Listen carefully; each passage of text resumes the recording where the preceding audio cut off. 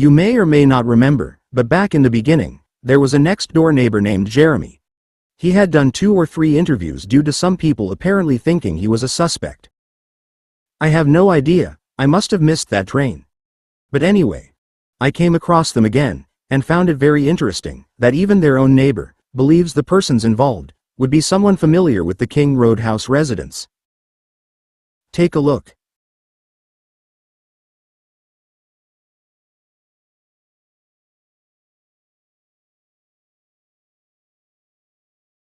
Occasionally there were parties that were kind of loud. Most of the time it was pretty self-contained. But yeah, as I would take my dog in and out to go to the bathroom, I would just be walking by, I would look up and I would see people in the windows almost every night, probably 4 or 5 nights a week. So there were a lot of people that went into and out of that house pretty frequently. And so yeah, it was kind of a party house, but again, this whole neighborhood is sort of like a party neighborhood because it's just off campus, so you sort of don't have to follow the university rules. Do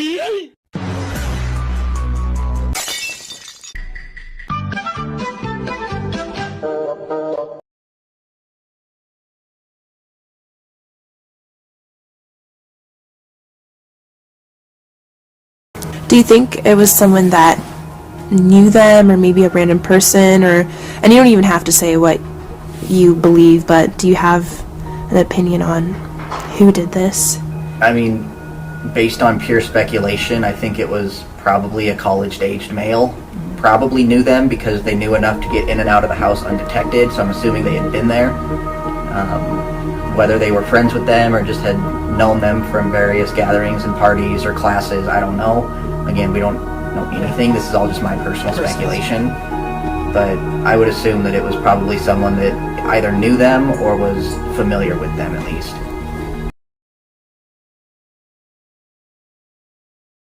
Based on pure speculation, I think it was probably a college-aged male. Probably knew them because they knew enough to get in and out of the house undetected, so I'm assuming they had been there. Whether they were friends with them or just had known them from various gatherings and parties or classes, I don't know. Again, we don't know anything. This is all just my personal speculation. But I would assume that it was probably someone that either knew them or was familiar with them at least.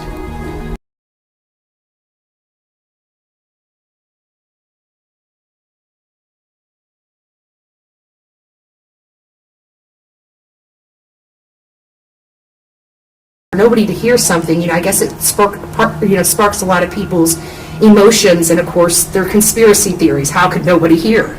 Mm-hmm. But this happened at 3 o'clock in the morning. A knife was used, and you were in bed. Mm-hmm. Back in the beginning, when they were going by the 3 a.m. timeline, had me remembering. The band Field Cop stop. It happened on the same night, around the same time, and coincidentally, their body cams started at 2:53, which is the exact same time that Maddie supposedly made her last call.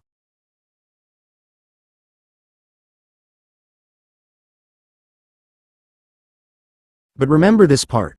At 3:12 and 36 seconds, where behind one of the officers you can see a group of people walking briskly across the street that's by the King Roadhouse. I've always seen this as extremely suspicious and wonder if this could really be the time when everything happened, and the people who did it. Now zooming in and slowing it down.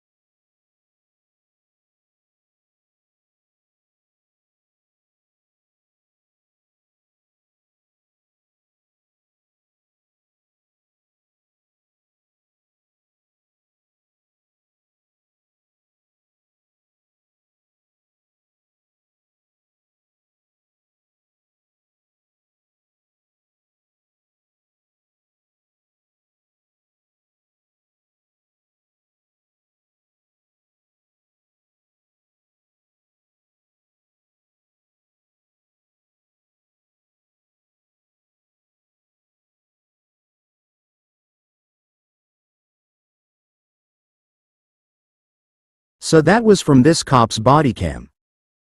Now we're going to see the other officer's point of view.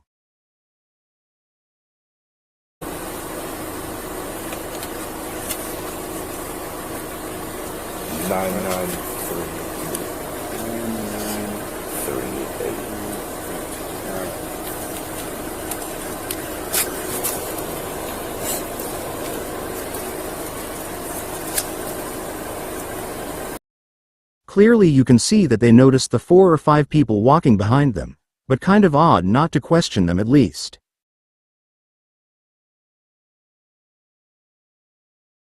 This is the area we are seeing, but in the daytime.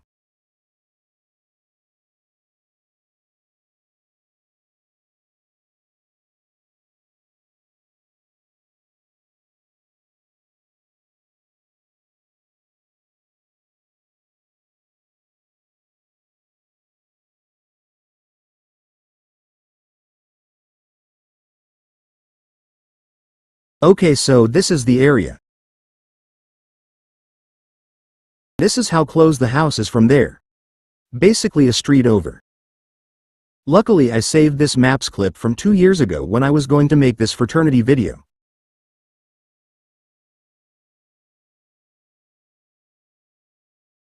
Here's the house. And across from the house is the steps and little walkway that comes out ahead of the cop stop area.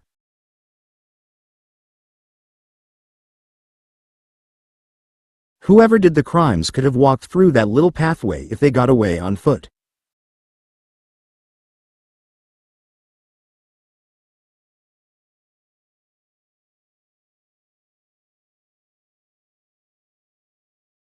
Let me know what you think of all of this. The things the neighbor said. And of course the 3 o'clock timeline.